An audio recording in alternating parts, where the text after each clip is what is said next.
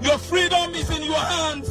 It is going to be fought inch by inch, block by block, neighborhood by neighborhood, rooster by rooster. Yes, there you go. Your freedom is in your hands. It is not going to be given to you on a platter of gold.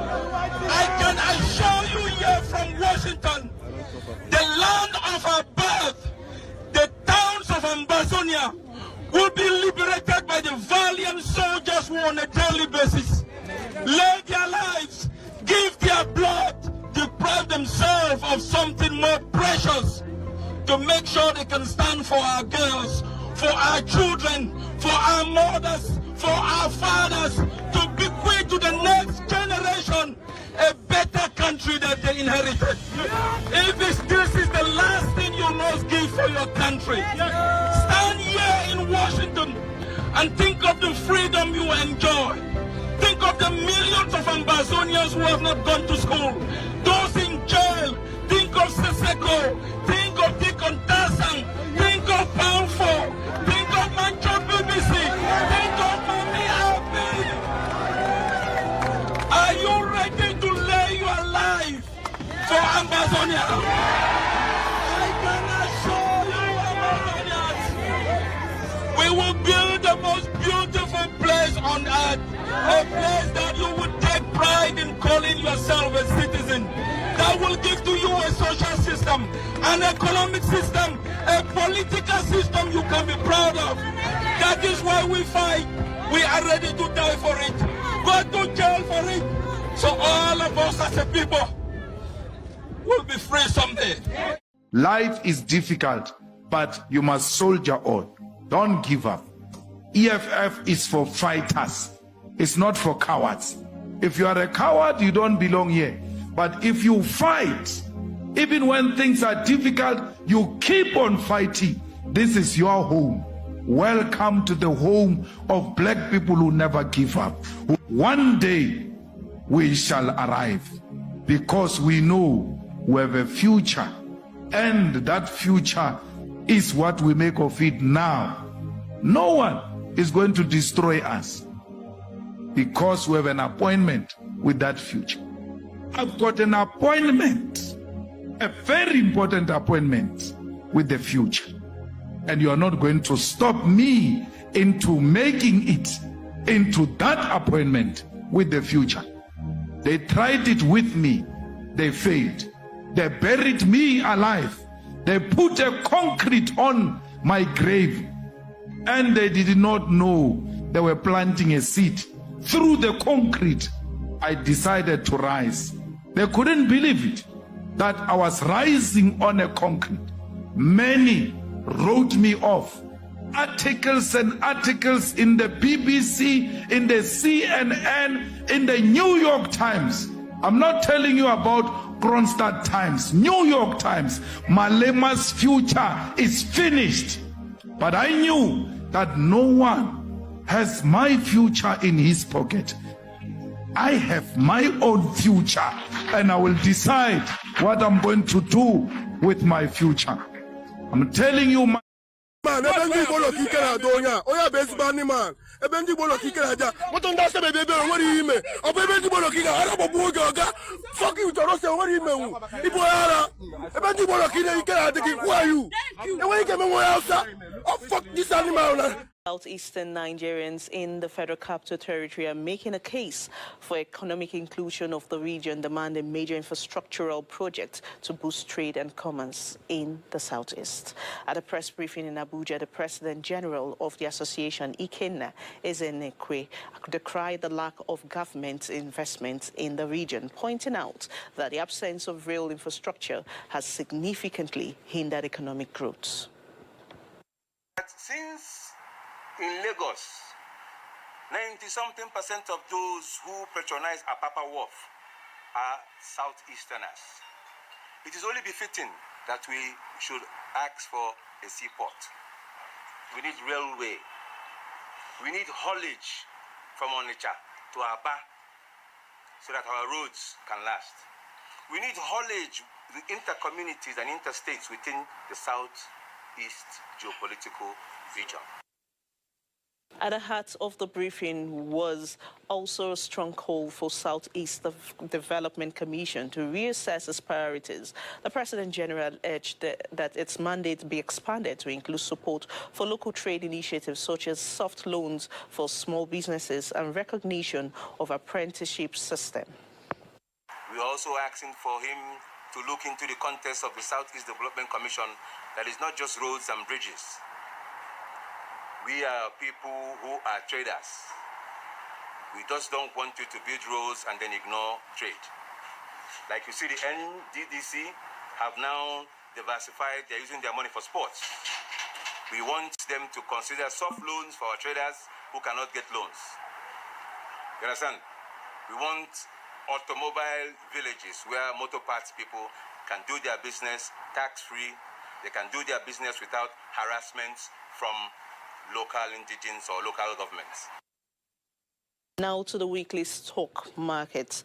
The Nigerian stock markets witnessed a significant rise. Good morning, good afternoon, good evening, depending on your time zone and depending from where you are watching us from. This is Biafra Watchman TV. We are live and we are direct. We are here once again to bring you the gospel of redemption. And we are here once again to speak the bitter truth without fear or favor. And if today is the first time of coming across our video, and you like the way we are propagating the gospel of Biafra, please subscribe, like, and share. Also, in the comment section, you will see our backup page, which is Biafra 101 TV. Please, I urge you guys to follow the page so that if anything happens to this very one, we will continue from there. Very, very important. I urge my followers, people who see that what I am propagating, the way I am propagating gospel of Biafra, they like it. I urge you people, I urge you all to follow this backup page. All right. I believe you all watched this video. You know, Igbo politicians and their leaders have reduced Igbos to the point that one, anybody, any tribe, no matter how minute, no matter how least the tribe can be or the tribe is in Nigeria, if they want to flex their muscle, they will go to where Igbos are. If they want to flex their muscle, imagine Ijo, where Asare come from. If you see the way Asare talks to Igbos, you'll be asking yourself, if only in Abia State alone, can Ijo stand Abia State alone? Can Ijo stand Abia State if Abia State decided to run show with Ijo, the whole Ijo nation? Can they stand? But I don't blame them. You know why? It's the governors of that damnation. It's the governors, the administrators we have in that damnation called Nigeria, representing Abuja regime in our territory. They are the cause of all these things.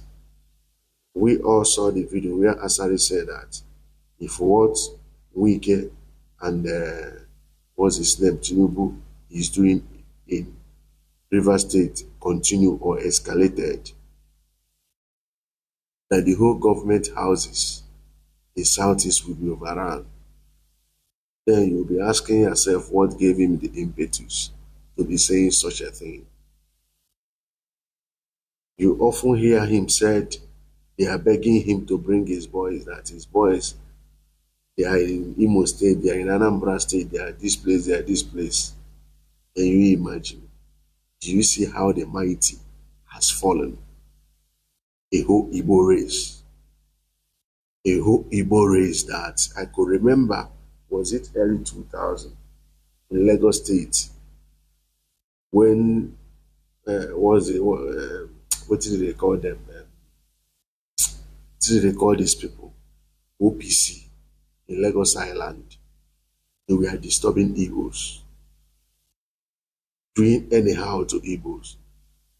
Just one day, Igbo said enough is enough. We all knew what happened. The rest was history. Yorubas respected themselves. They respected themselves where Igbos are. The same thing happened in Alaba International Market. The same thing happened in Sebongeri. But today, you see how the mighty has fallen. Before anybody could be anything, could vie for any political position in that southeast, the person must get approval from the north. If he is not approved by the Northern Caliphate, forget it. Do you see how these guys have reduced themselves as well, reduced almighty Igbo race?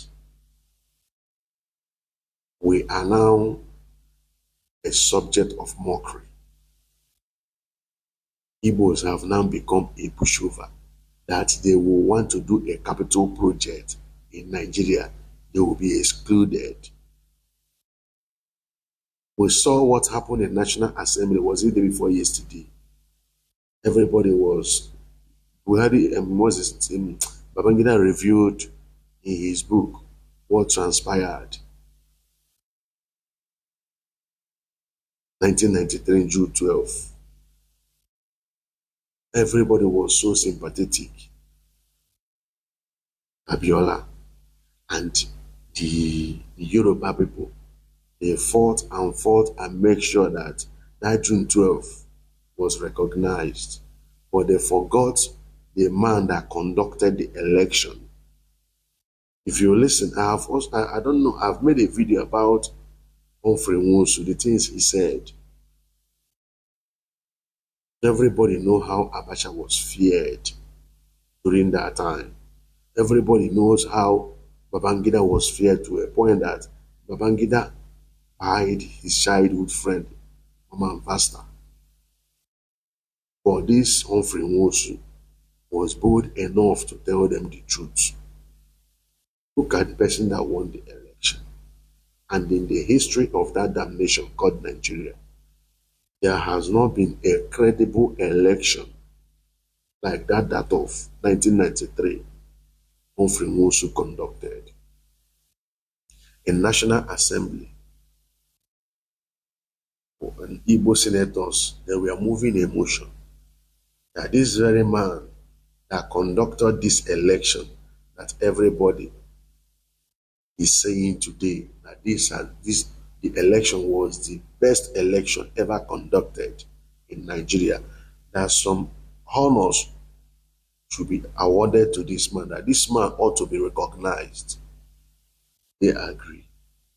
No agree. Right here, a guy was lamenting. Hausa people, they were in a vehicle. Hausa people, they passed. No safety. He didn't stop them.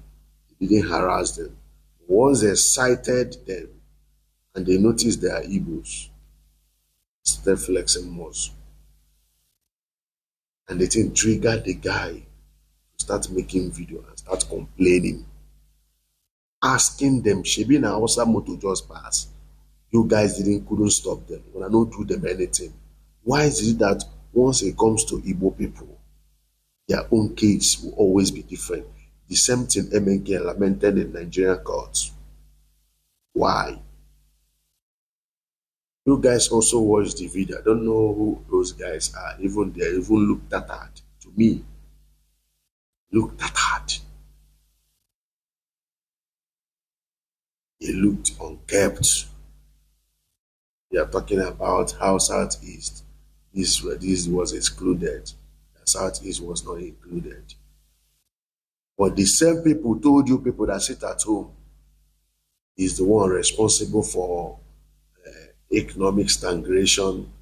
That they told you guys a lot of things about sit at home. The same people who seated there talking rubbish, they were the people ranting that sit at home is the thing responsible for the whole misfortune, for lack of infrastructure in Southeast. Right there, look at Ona sit down there, they beg, they talk. And you think they will listen to you people?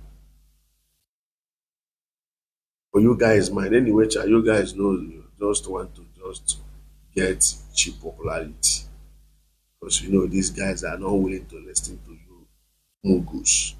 Because to them, you guys are mugu.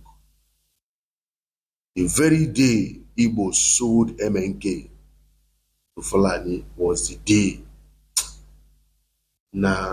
Was the day they just minus you people. That very day you guys conspired and sold MNK to them. That was the day they lost the whole respect, the whole the anything, any atom of respect they have for you people. That was the day they lose it out. They lost it completely.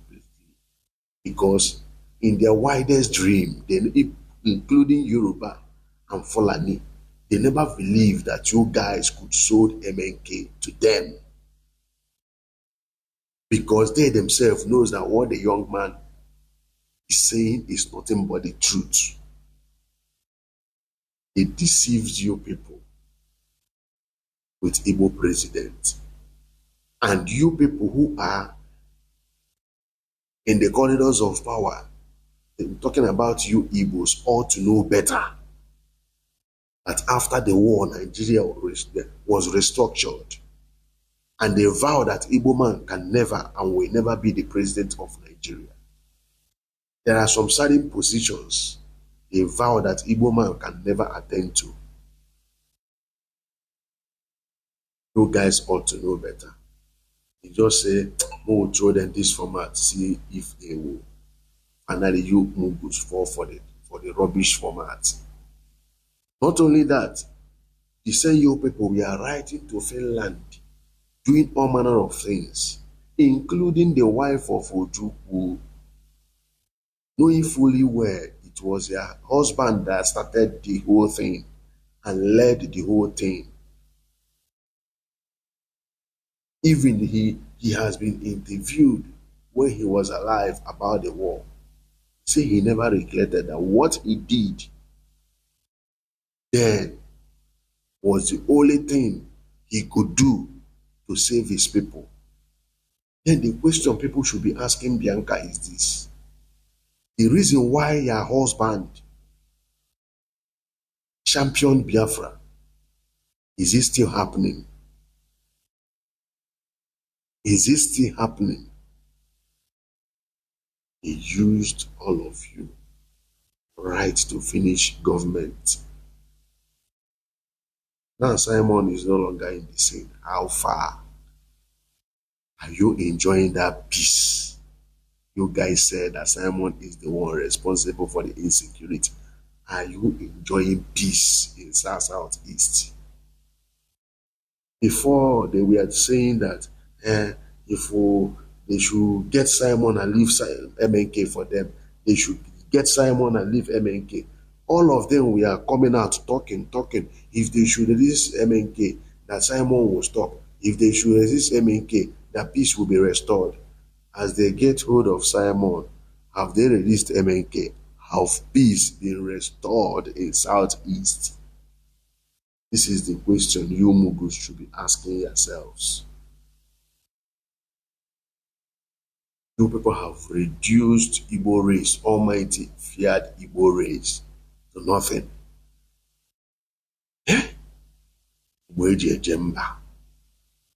In Lagos, they will say, ha, Omo Igbo. I don't get Omo Igbo. I don't get Omo Igbo. Wow.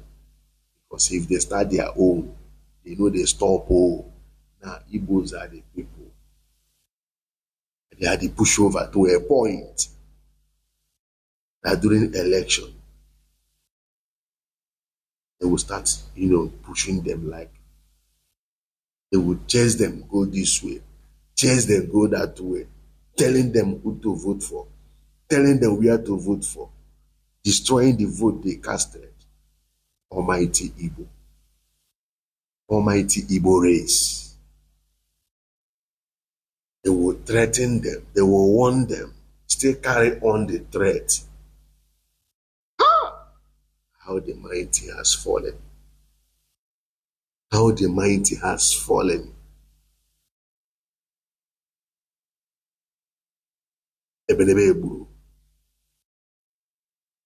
These people talking rubbish here, just look at them. Do these people look like people they will listen to? Look at them. They are not well kept. You look unkept. And Chande party. Then you want to tell me after looking at these 100 people, they will listen to them. Look at how Igbos have reduced themselves to nothing. Wow. May God have mercy on you people. See you guys who claims to be in the corridors of power, ruling Igbos. Both the other day I saw Hope Uzodinma giving, say this one are traditional rulers, giving a staff of office. And this one will come out and be claiming that he's Igbo or he's Eze. Who is the person that gave you the staff? What is his antecedent? In Igbo, the person that gave you staff of office.